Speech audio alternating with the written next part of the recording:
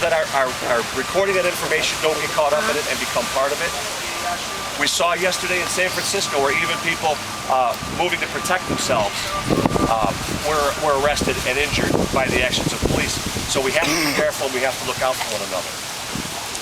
Having said that, all of the things that we're doing here in the square are covered by the First Amendment. The picketing, the chanting, the leafleting, those are all things that are well established as being covered in annual part of your rights. One of the biggest questions we're asked right now is, why do we need a permit to be out here? And it's very simple.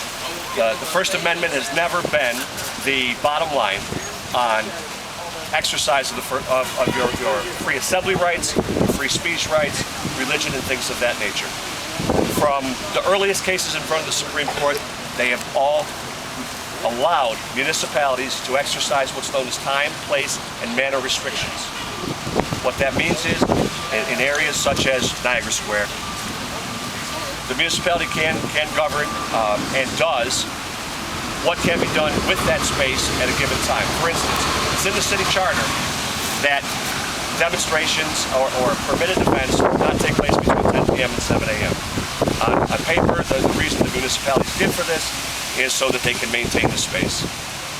It's also a reason to keep people from doing what we're doing here now. So that's the biggest reason why permits are required, at least on the legal end.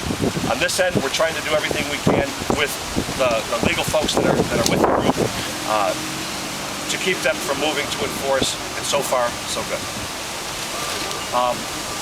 I'll entertain any and all questions that we have about this, because I know that's just a basic overview, and in demonstration terms, it's really going to be specific to the challenges that we face. Questions? Sir. Say we get arrested, what do we do when we get to the holding center? Do we speak? Do we not speak? Do we give a deposition, or what would be the best route to cover our asses at this? First and foremost, you're free to follow your conscience, always. From a legal standpoint, you're not required to read you your rights unless they're questioning you. And then they don't even have to either. The Supreme Court has so many Miranda protections that it's best just to remember that you don't have to say anything. And if they were going to be questioned, they're probably going to try and provoke you in some way to speak to them anyway. We can all recount dozens and dozens of different examples. I'm sure everyone here's got a story about a friend or themselves and how they enticed you to speak. If you're arrested in any demonstrations, your best bet is not to react to whatever force they're going to use, unless you're in fear of your life, quite frankly. Because anything that you can do, they're going to charge you with. And I know if there was at least one or two of our attorneys here, the first thing that they would talk to me about is what we call the Trinity: resisting, obstruction, and disorderly conduct. Because that's likely what you'd be facing if and when arrests take place. They need the disorderly charge to support the other two. So you want to give them as little to establish the first charge of disorderly conduct as possible. What that means is, generally speaking, if you're on a public sidewalk, you're in a public space, you can't prevent people from coming or going. You can't prevent the egress or the transport of any individual to or from an area, to give them a pamphlet, to talk to them. Even when just walking up and giving somebody something that they have asked you for, like we do at the street, okay, could be sufficient to get you a disorderly conduct charge in the city of Buffalo. And any response you might have to that could be sufficient to establish a resisting or an obstruction.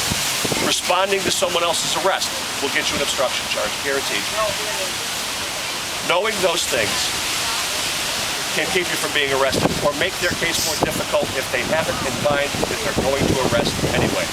Because that's really what it comes down to. If they have a mind to break up the Occupy Buffalo site and to disperse, they will. We all know that. It's a question of lessening the impact of what happens afterwards. You got a question, Dan? They don't have to Mirandize us, correct?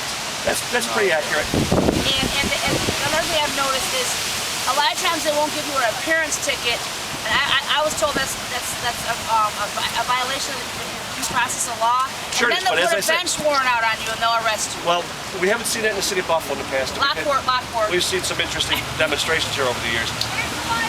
We've also seen where typically what they're supposed to do in terms of an appearance ticket is that's to prevent you from going in the first place. But one of the things that we commonly see is they would take somebody at point A, they'd take them over there and they'd hold them for a little while, and they'd say it was processing delays. Then you'd get your appearance ticket and be gone. But the object is still the same when they do that, and that is, of course, to minimize the That's how they demonstration. caught me up twice. And they took me to the, I'm a life patient. They took me to the hospital, and they did not give me any appearance ticket whatsoever. The hospital, let's get out of jail free card. No, it was not. It was not. Everybody remember that. Any questions? Right over here. Yes. Okay, so what was I gonna say? Okay, so you said not to respond to anybody else's arrest. Does that include saying to somebody who may not have heard this awesome discussion, please stay quiet? Does that include that? Well, giving that type of advice to the people around is probably not a bad idea. But many times, and we've seen some situations, and it's just as a matter of common sense, we've seen how these things escalate. Everybody's seen video, and there's a lot of good video out there that we can learn from.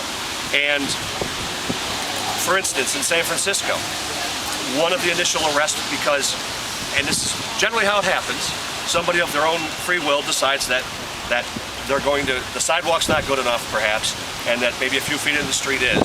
That person gets jumped on by the police and the crowd responds.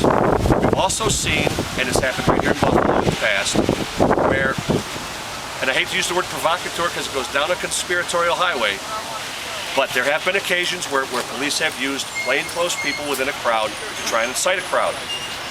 How common is it? It's anybody's guess. It does happen.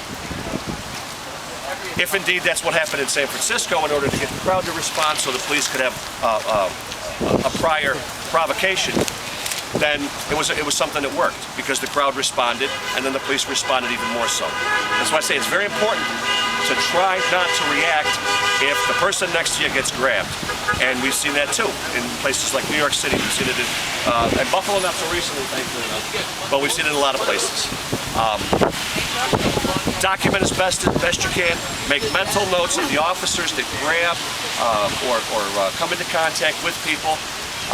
And it's important to write this stuff down as quickly as you can afterwards because eyewitness identification is weak to begin with. Sir? I was told previously to remember badge numbers and if you see one. Cruiser numbers. So Right. is that correct? That's always good info. But many cases we've seen, especially when they're wearing crowd control gear, that you won't see a badge. Okay. Or you'll see an embroidered badge that has no number on it. Okay. Anything that can help you identify any features of officers that arrest is hugely important. I'm sorry. Go ahead. I just wanted to say something. I was arrested in New York. Like he was saying with the disorderly conduct, if you're arrested for this, expect that I have disorderly conduct, section 5 and 6 charge that I have to go back for an appearance ticket. It's a obstruction of vehicular traffic, so don't go on the road if you don't want to get arrested if you're marching. The other one was refusal to disperse a police order. And that everybody got charged with that as a group, but expect those charges.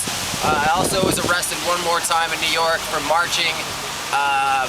If you're marching and the police are near you, do not try to step off to the side to break them apart.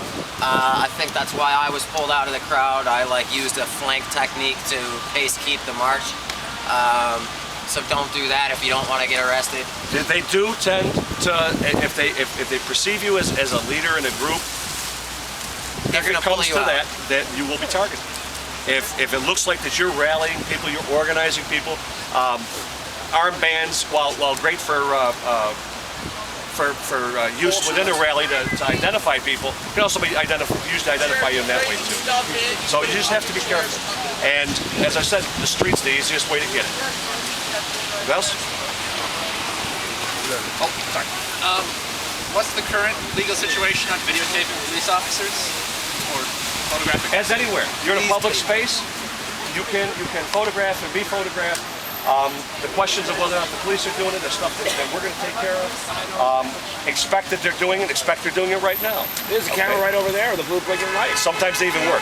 Yeah, it's a big problem with the city of That's Buffalo. even worse. Yeah, they don't work. $4 million of the people's money on a camera system that largely doesn't work. They don't work. So keep in mind, we're going to have legal observers out here. All the phones and all the numbers you see listed forward back to my cell. The stuff that's on OccupyBuffalo.org, that's on Facebook, that's on Twitter. We've got attorneys, we've got legal observers. We're going to be out here as much as we can. Anybody that wants to give us information, they see stuff that's unusual, they see cops doing funny things, or people with hair as short as mine doing funny things, let me know. Okay? And we'll help however we can. Anybody else? Sir. If I may say something to the group real quick in a form of camaraderie. If I'm going to play, use myself as an example. I don't give a crap if I'm being pepper sprayed or batoned to death. Do not do anything. Just fall to the ground, go limp, don't say a word. Let me take care of myself. And I suggest that to everybody else. Don't say a fucking word. Even if somebody is being pepper sprayed or shoved, that's common.